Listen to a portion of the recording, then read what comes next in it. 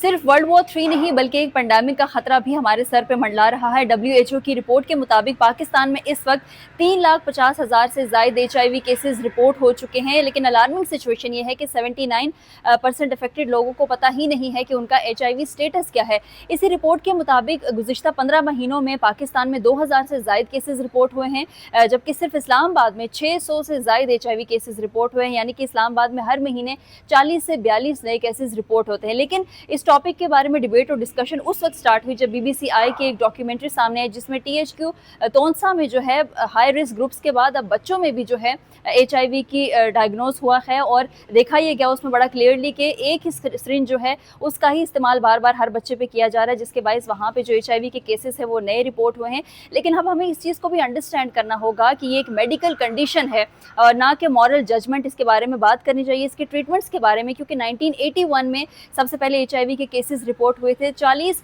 سال سے زائد کا عرصہ گزر چکا ہے، لیکن ابھی بھی یہاں پہ اس کو سٹگما کے طور پہ لیا جاتا ہے، اس کے بارے میں بات نہیں کی جاتی اور HIV پیشنٹس کو حقارت کی نگاہ سے دیکھا جاتا ہے۔ یہ بھی سمجھنا ہوگا، یہ بھی اہم ہے کہ HIV اور ایڈز میں فرق ہے۔ HIV ایسا وائرس ہے جو کہ آپ کی امیون سسٹم کو ویک کرتا ہے، اور اگر اس کا بروقت علاج نہ کیا جائے تو وہ ایڈز میں تبدیل ہو جاتا ہے، اور اس عرصے میں 10 سال بھی لگ سکتے ہیں۔ لیکن اب دیکھنا یہ ہے کہ HIV یہ پھیلتا کیسے ہے، تو اس کے بہت سی ریزنز ہوتی ہیں، unsafe sexual practices, unsafe medical practices, سب سے جو بڑا اس کا فیکٹر ہے وہ ہے reuse of syringes, plus جو ڈرگز ہوتی ہیں ان کو انجیکٹ کیا جاتا ہے، تو اس سے یہ مرض جو ہے یہ پھیلتا ہے۔ اس کا کوئی پرماننٹ کیور ابھی تک نہیں آیا، لیکن اینٹی ریٹرو وائرل تھیراپی یعنی کہ ART ٹریٹمنٹس ہیں جس میں اس طرح کی میڈیکیشنز HIV پیشنٹس کو دی جاتی ہیں جس سے آپ کا امیون سسٹم اسٹرانگ ہوتا ہے، اور یہ جو میڈیکیشنز ہیں یہ وائرس کو ملٹی پلائی ہونے سے روکتی ہیں۔ لیکن پاکستان کی بات کی جائے تو WHO، UN ایڈز اور گورنمنٹ آف پاکستان کی مشترکہ کاوشوں سے جو HIV سینٹرز ہیں وہ بھی بڑھا دیے گئے ہیں، 13 سے 96 ہو گئے ہیں، اور اس وقت پاکستان میں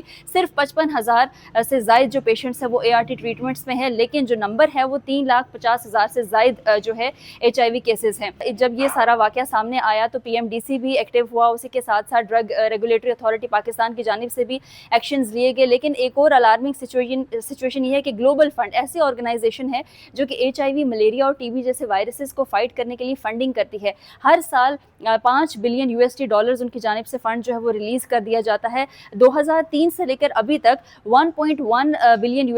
جو ہیں وہ پاکستان کو فنڈز ملے ہیں، لیکن اب ان کی جانب سے جو رپورٹ سامنے آئی ہے گلوبل فنڈ کی، اس کے مطابق پاکستان جو ہے وہ اپنی جو کو فائنینسنگ کمٹمنٹس ہیں ان کو میٹ کرنے میں فیل ہو گیا ہے، جس کے باعث جو اس کی فنڈنگ ہے وہ بھی کم ہو گئی ہے، اور اب $439.1 ملین صرف پاکستان کو ملے ہیں۔ گورنمنٹ